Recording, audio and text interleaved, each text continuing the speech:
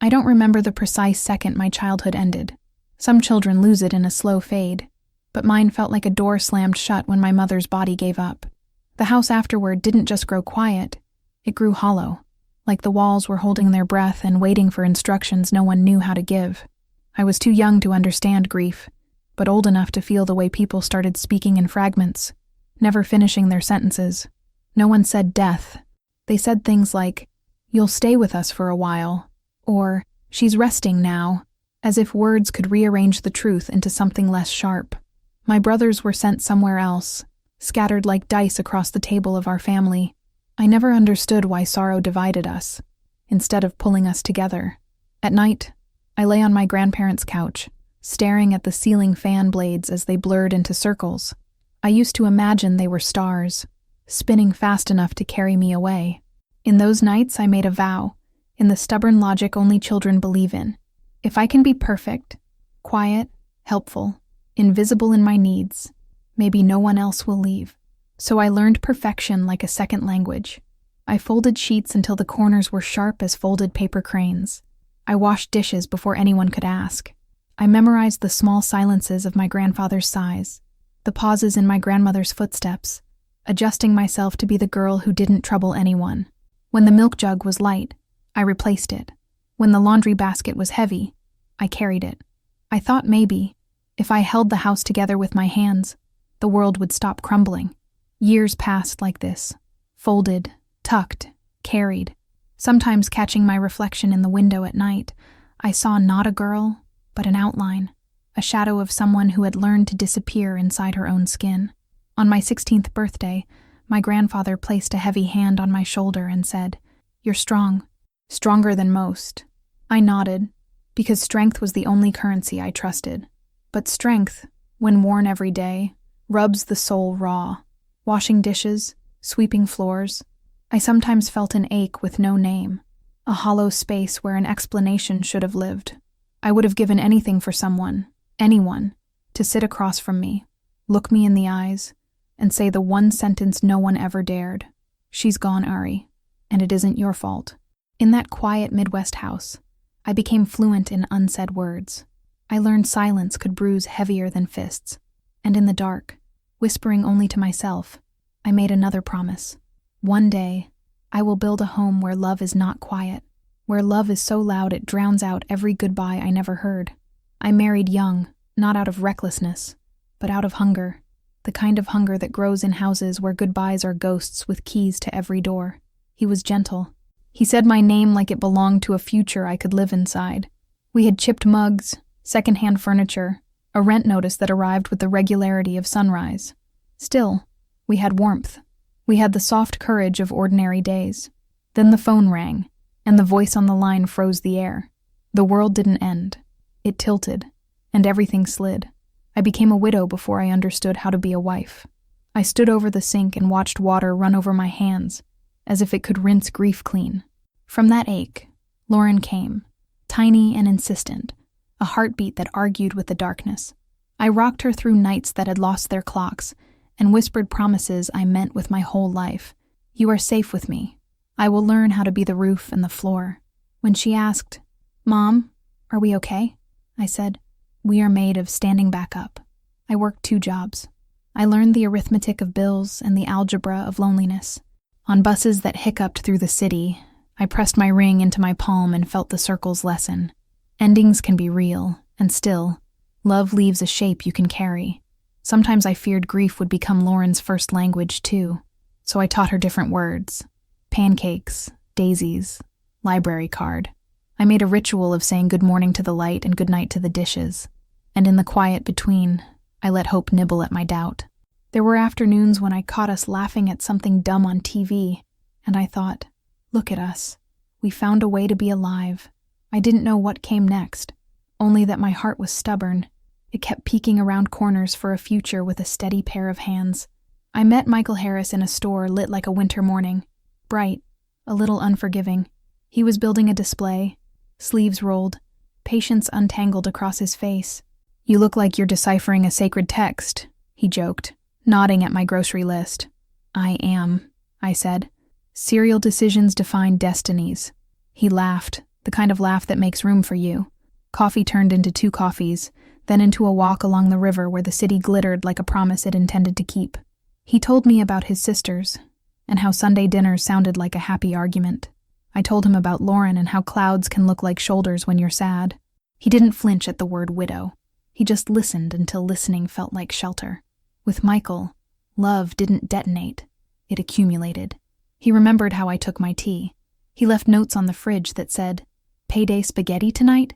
He learned Lauren's favorite songs and sang them off-key until she corrected him, giggling.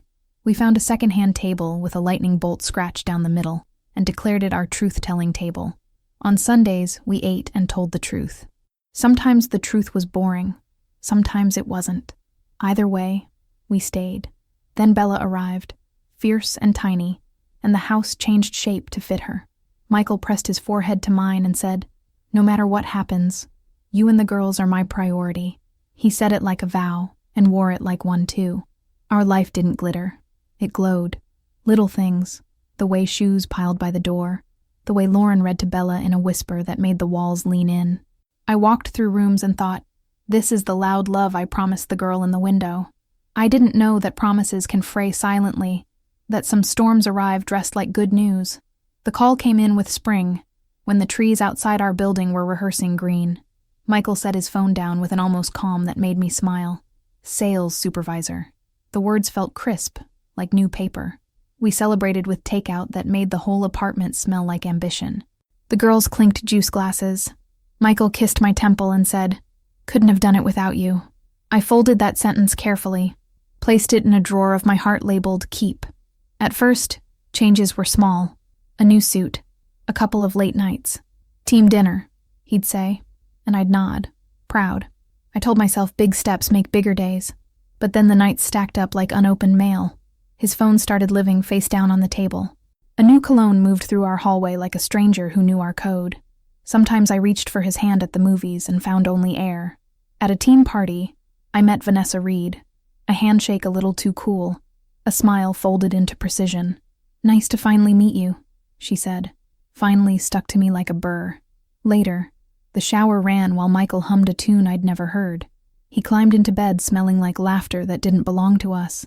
"Everything okay?" I asked.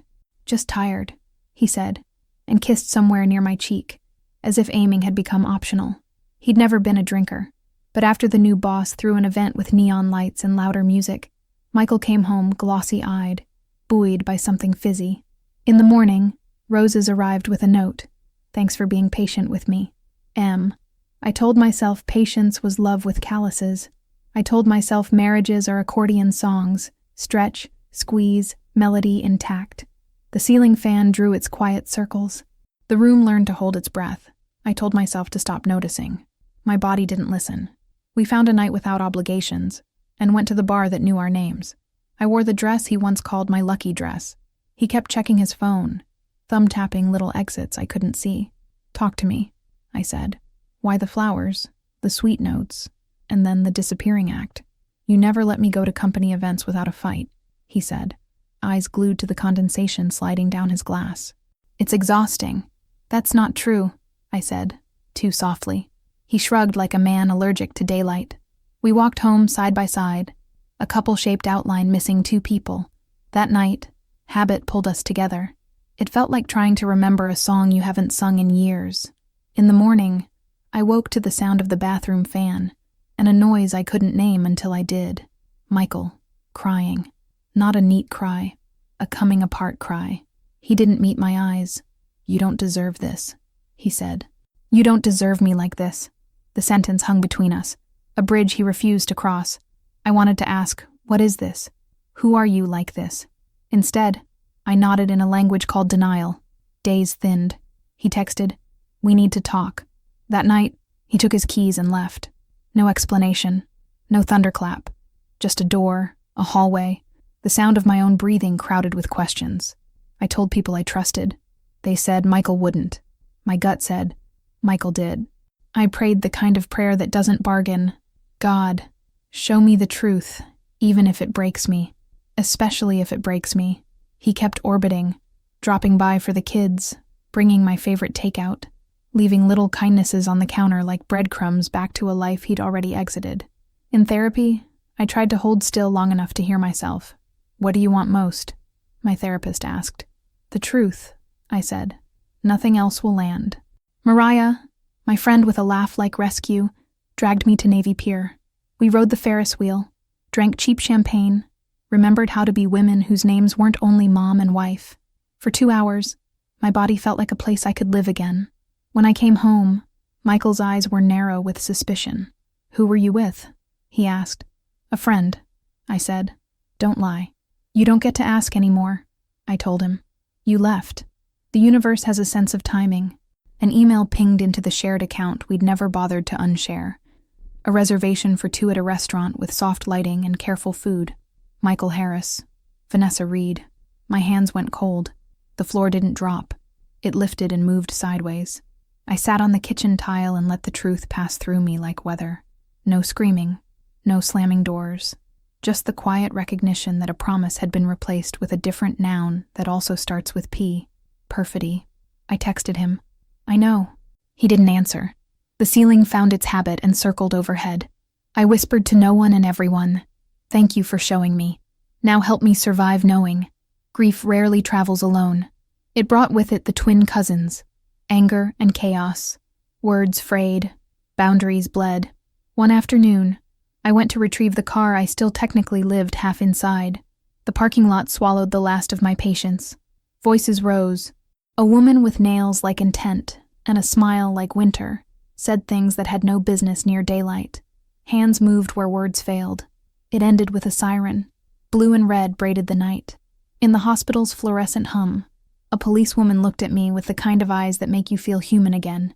"You're beautiful," she said, as if beauty were a synonym for worthy. "You don't deserve this. You're incredible. Look at what he put you through." In the station, time thickened. Paperwork stacked. I called my father. I called my brother. I hated that my story had become a room strangers could enter. In a corner chair, I held my breath and counted, as if oxygen were something you could lose custody of. Back home, the apartment looked the same and not at all. Lauren watched me like people watch waves, unsure if this next one will be the one that finally drags the shore away. Bella asked if the fish in her aquarium knew how to be brave. I said yes, because some answers must be yes, even when you don't know.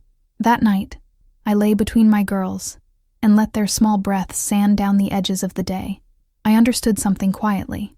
Sometimes the safest place is not a marriage, not a car with your name half on it, not the past you're trying to salvage.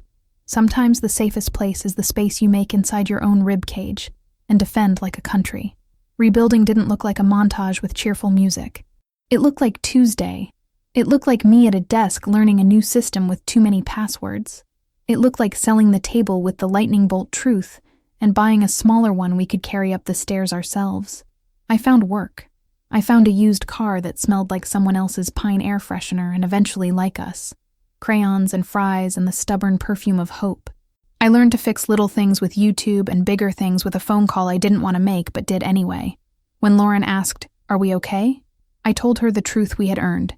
We are not broken, we are building. When Bella missed a weekend and the silence cut wide, I taught her how to name her feelings so they wouldn't have to scream. Sometimes I passed Michael on the street of my memory and felt nothing. Sometimes I felt everything. Healing is a quilt you mend nightly. Some squares fray again by morning. You keep sewing.